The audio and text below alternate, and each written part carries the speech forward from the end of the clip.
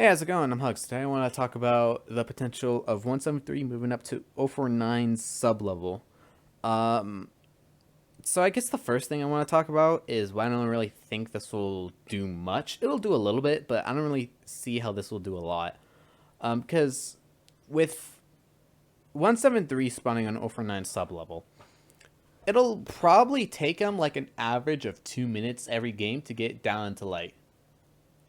And that'll still like kill everyone before they can even get into heavy, which is what mainly everyone's complaining about with the current 173 spawning in light.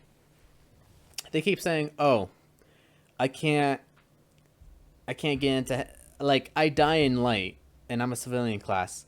This isn't fair." When most of the time it's just you walking into Peanut or like trying to do something stupid. Now, sometimes it generally is like out of your control, like you're trying to upgrade your card and like 106, 079, Peanut come in. You can't really do much there.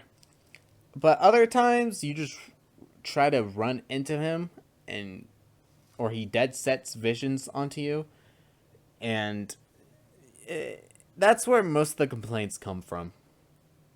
It's from people trying to do something stupid and they get punished for it and they're like, "Dang, this is dumb. I shouldn't get punished for that." Um, the second thing I want to talk about is their reasoning for moving up moving 173 up to heavy. So, it'll give D class and scientists a little bit more time. Saying otherwise is a little bit dumb. But up here, they want to make it so the light containment overall. They want to make it so D class are no longer forced to follow the scientists, right? That's what they quote unquote right there. But at the same time, they lock GR18 and 173's containment room, which both could have like 5 cards in them, each with like scientist cards, guns, zone managers, medkits, stuff like that. And they lock it behind a scientist card. So their reasoning of, oh, we want to make D class less reliant on scientists and have people more of a chance to get into heavy before they die, it just negates that because yeah, you moved 173 up to heavy, which gives them like 2 minutes of free time, but you also took away like a lot of the cards they have and a lot of the options they have to get out. They're they look. They even say up here, SCP-914 is necessary for most players who want to escape into the heavy containment zone. To remove this dependency on 914, a few more item summons have been created, offering players with alternative paths to escape. You took away spots. You took away some valuable spots where a majority of the cards were. So the necessity for 914 is still going to stay the same. You're not changing anything. The only thing that can like remove a huge reliance on 914 is a light containment overhaul, not a soft overhaul, a complete overhaul of the map. Because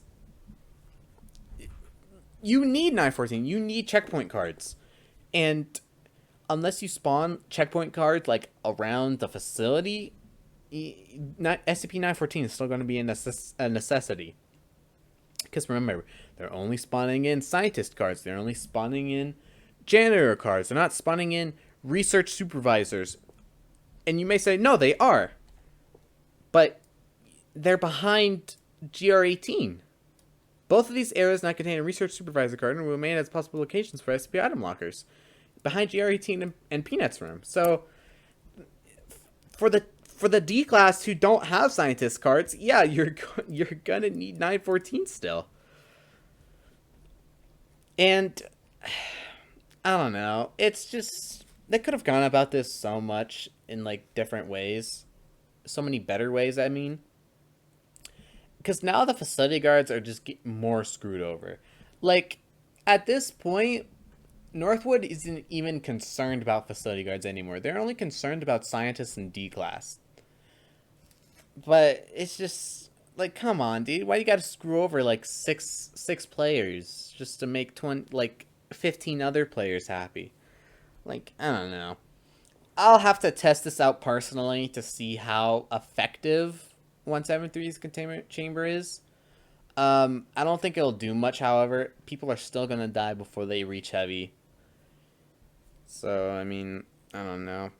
How I would have done it is keep 173 in light, in the chamber he currently is, but keep the philosophy of, oh, he has a short blink and a like a long blink cool timer, like a 4 second blink cool timer. And the strategy with him is the pre-parabellum strategy, where you have to go into heavy, take a lot of damage from a Tesla gate, and now you have a short blink timer, a pretty good range, like that. But obviously tune it, because the problem with it was like the old 173 was like a dash. It wasn't a blink. So that's the philosophy I would use of it, and obviously tune it into 173's kit. Because keeping him in light and having that philosophy means he's super weak, but at least there's a little pressure for the D-class and scientists. But if he goes up into heavy, finds a Tesla gate, which there aren't usually many of, sometimes there's only one, sometimes there's 5. Let's say it takes him a minute to find a Tesla gate. So it takes him a minute to get out of heavy, or a minute to get out of light, a minute to find a Tesla gate, get damaged by the Tesla gate, go back to where you were, go down, and it takes like 3 minutes D-class scientists have to get out. That's more than enough time for them to get out of light. 2 minutes on average for the SCPs to start coming down? I don't know. It's kind of meh. Another thing I do want to talk about is the 106 changes, which are good in my opinion. They addressed the core problem with 106 was at the end game, it would just be impossible for people to kill him, because he would just keep submerging down into those holes and keep regenerating. They also addressed the core camping issue of it, where you can't stay in the same spot for too long because your vigor won't regenerate, and you also have like a little AoE where he's like breathing, it's like something like that.